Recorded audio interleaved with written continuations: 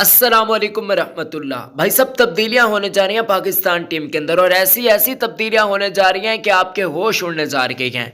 मैं आपको बताने जा रहा हूं कि पीसीबी किन प्लेयर्स को ज़्यादातर आजकल तरजीहात दे रहा है और वो ऐसे कौन से 8 प्लेयर्स हैं जो पाकिस्तान टीम के अंदर वापसी कर सकते हैं। अगर आप इस वीडियो को बिल्कुल आखिर तक देखेंगे तो आपको सारी चीज़ों की समझ आ जाएगी। तो आपने इस वीडियो को बिल्कुल आखिर तक देखना है, एक सेकंड भी आप लोगों ने इस वीडियो का मिस नहीं करना, क्योंकि अगर आप इस वीडियो को मिस करेंगे तो बहुत ज़्यादा चीज़ों से आप लोग चूक जाएंगे। मैं आप लोगों से सिर्फ एक सवाल पूछना चाहता हूं, बस मुझे ये बता दें पाकिस्तान का नया कप्तान किसको बनाना चाहिए, जो आपके ख्याल में पाकिस्तान क्रिकेट को आगे 5 से 10 साल आसानी के साथ ले चले। वो कौन सा ऐसा सूटेबल कप्तान है, मुझे ज़रूर कमेंट सेक्शन के अंदर बताइएगा। अक्सर लोग मोहम्मद रिजवान का ही नाम लेंगे क्योंकि मोहम्मद रिजवान एक सेंसिबल बंदा है और सारी टीम को जोड़कर भी रखेगा, टीम उनसे मुतमईन भी हो जाएगी। अगर शाहीन को बनाया जाता है अलग से एक बुखार हो जाएगा। बाबर हैं, फिर आप लोग भी जानते हैं कि इनके दरमियान ऑलरेडी कितने फटे हो चुके हैं। साथ ही साथ शादाब खान है, वो नाराज हो जाएंगे। तो ये सारी सिचुएशन ऐसी है। फिर शान मसूद ऊपर से एक लॉबी आ जाएगी, इमाद वसीम की लॉबी आ जाएगी, तो काफ़ी ज़्यादा मसले मसाइल बन जाएंगे।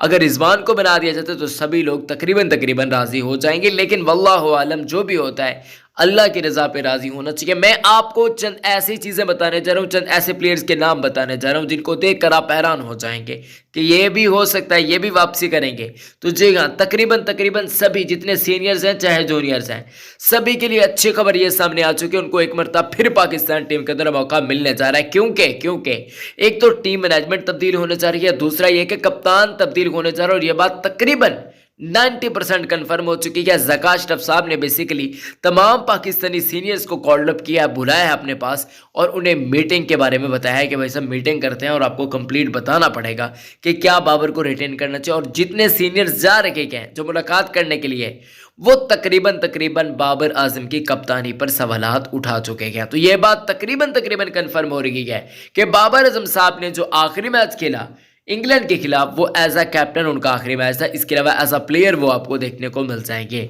अब नया कप्तान शाहीन को बनाया जाता है, नया कप्तान जिसको भी बनाया जाता है ना, पाकिस्तान के लिए वो सोचे, यही बस अच्छी बात है। लेकिन ये जो तब्दीलियां मैं आपको बताने जा रहा हूँ 8 प्लेयर्स के बारे में, ये तो कन्फर्म है भाई साहब। इनमें से चंद तब्दीलियां तो कन्फर्म हो जाएंगी अगली सीरीज के अंदर। नंबर 1 उमर अकमल, या नंबर 8 पे भी हम इनको रख सकते हैं जैसे आपका दिल करे। उमर अकमल का देखें, अपनी फिटनेस इन्होंने अभी तक बेहतर नहीं बनाई, जो कि बहुत बड़ा मसला है। इन्होंने नवाज शरीफ साहब के साथ मुलाकात की थी और ये कहा था कि मैं जल्द टीम के अंदर वापसी करूंगा, ये करूंगा, वो करूंगा। हालांकि इनको चाहिए था कि ये अपनी फिटनेस पर तवज्जो देते तो बेहतर होता। खैर, क्या कर सकते हैं, एज अ पर्ची के तौर पर आ सकते हैं, वगरना इनकी जगह मुश्किल है। इमाद वसीम, ये तकरीबन कन्फर्म हो चुका है कि मोहम्मद नवाज को ड्रॉप कर दिया जाएगा। नवाज की परफॉर्मेंसेज ही नहीं देखने को मिली, ओडीआई फॉर्मेट के अंदर स्टंप लग चुका है कि इमाद वसीम पाकिस्तान टीम के अंदर वापसी करने की। क्या गो कि ये थोड़ी सी बुरी खबर है यार उन प्लेयर्स के लिए जो बेचारे बहुत अच्छी परफॉर्मेंस का मुजाहरा करने के होते हैं, डोमेस्टिक के अंदर उन्हें मौके नहीं दिए जाते। तो ये थोड़ा सा मुश्किल हो जाएगा क्योंकि इमाद वसीम सब डोमेस्टिक क्रिकेट नहीं खेलते। अगले नाम की बातचीत करते हैं, वो है सरफराज अहमद। आप लोग भी जानते हैं पाकिस्तान के साबिक कप्तान हैं, बहुत कमाल की और अमेजिंग किस्म की कारकर्दगी हम दिखा चुके हैं। लेकिन छोटे छोटे पैचेस के अंदर इनकी कंसिस्टेंसी के अंदर अगर परफॉर्मेंसेस आती तो आज यही ही पाकिस्तान के कप्तान होते। और चैंपियन ट्रॉफी, क्या मैं आपको बता रहा हूं कि आगे जितने भी पाकिस्तान के बड़े मेजर टूर्नामेंट्स आ रहे हैं ना, सरफराज अहमद ही कप्तान होते। इनको चाहिए था कि ये एज अ ओपनर आते, क्योंकि एक मौके पर उन्हें बहुत अच्छी कारकर्दगी दिखाई थी, फिर ये नीचे वाले नंबर पर आ गए थे। अहमद शहजाद, फिटनेस हो तो इस बंदे को जितने भी सीनियर्स को उठा लेना, शर्जील खान हो गए या फिर इन जैसे जितने भी प्लेयर्स हो गए ना, सबसे बेस्ट जिस बंदे की फिटनेस है वो है अहमद शहजाद।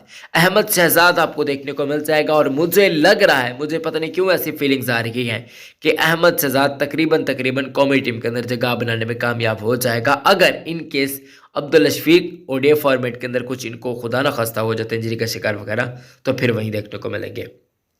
शान मसूद साहब पाकिस्तान के कप्तानी के कंटेंडर भी हैं तकरीबन, लेकिन पाकिस्तान इनको पसंद ज़्यादा नहीं करते। हालांकि इस बंदे की ओडीआई फॉर्मेट के अंदर कारकर्दगी बहुत अमेजिंग है और ओडीआई फॉर्मेट के हिसाब से अगर देखा जाए तो इनकी जगह बनती है। टेस्ट फॉर्मेट के अंदर भी इनकी जगह बनती है, लेकिन इनको मौका नहीं दिया जाता, जो कि मेरे हिसाब से इनके साथ नाइंसाफ़ी हो रही है। इमामुल हक से ज़्यादा बेहतर यही है, क्योंकि बहुत ज़्यादा काउंटी खेलने का इनके पास तजुर्बा है, काउंटी के अंदर कप्तानी भी कर चुके हैं। तो ये एक ज़बरदस्त किस्म का आपके पास खिलाड़ी आ जाता है। एहसानुल्लाह, दोस्तों एहसानुल्लाह एक ऐसा नाम है जिसको हमने वर्ल्ड कप के अंदर बहुत ज़्यादा मिस किया, इतना ज़्यादा मिस किया, इतना ज़्यादा मिस किया कि आपकी सोच है यार, बहुत ज़्यादा हमने मिस किया। अगर एहसानुल्लाह होते तो आज हमारी ये सूरत हाल ना होती। हमने पेस को मिस किया। अब आप लोग कहेंगे कि यार सकलैन भाई वो पेस तो हारिस की भी थी, उसको तो सही कुटाई हुई उसकी, फिर आप एहसानुल्लाह को क्यों बैक कर रहे हैं? तो मैं आपको बताता चलूँ प्यारे दोस्तों, एहसानुल्लाह प्रीमियम पाकिस्तान का बॉलर, के उनके पास काफ़ी वैराइटीज़ हैं, तो ये किफ़ायती साबित हो सकता था। सैम अयूब, देखो मैंने जितने भी नाम लिए ना उनका मुझे कोई का पता नहीं है, लेकिन इस बंदे का मुझे 110% अभी के भी पता है कि भाई साहब ये टीम के अंदर आने जा रहा है। ये बात कंफर्म हो चुकी है, ये आपको जल्द पाकिस्तान की टीम के अंदर देखने को मिल जाएंगे। और इसके अलावा मेरे हिसाब से पाकिस्तान के पास चारा भी नहीं होगा, इनको अभी कभी मौका दे देना चाहिए। आगे T20 वर्ल्ड कप भी आ रहा है, और जो वर्ल्ड कप है ना वो कहाँ पर खेला जाएगा आप ज़रा सोचें, आप ज़रा बताएं मुझे।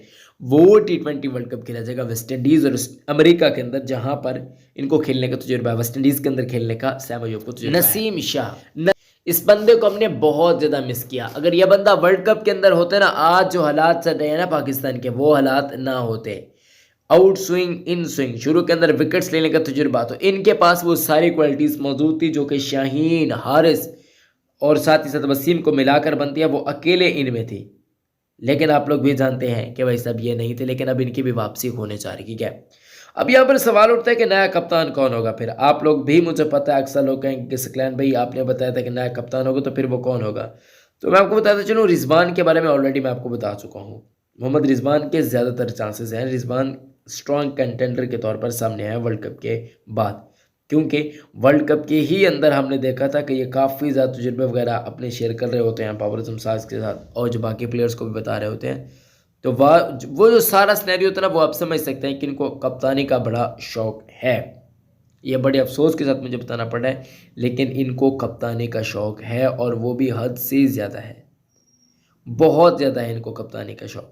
तो ये कप्तानी आपको ज़रूर करते हुए देखने को मिल जाएंगे, और वो कब करेंगे मैं आप लोगों को बता रहा हूँ ना कि भाई साहब वो इनको कप्तानी अब मिलने जा रही है, मिलने जा रही है। ज़्यादातर चांसेस हैं। शाहीन अफरीदी की खुद की कारकर्दगी अच्छी नहीं है, तो वो कैसे कप्तानी करेंगे, ये सोचने वाली बात है ना। तो मैं आपको बताता चलूँ कि ये कप्तानी इनको मिल सकती है, मोहम्मद रिजवान को, और यहीं PCB वगैरह ये सारी तब्दीलियाँ हमें देखने को मिल सकती हैं। तो ये सारा सिनेरियो बनने जा रहा है।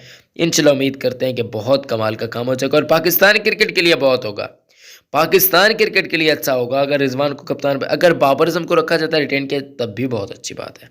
खैर ये सारा सिनेरियो उम्मीद करता हूँ वीडियो आपको पसंद, वीडियो को लाइक करें, चैनल को सब्सक्राइब करें, अपना बहुत ज़्यादा ख्याल रखें, अपने प्यारों को बहुत ज़्यादा ख्याल रखें। अल्लाह हाफ़िज़।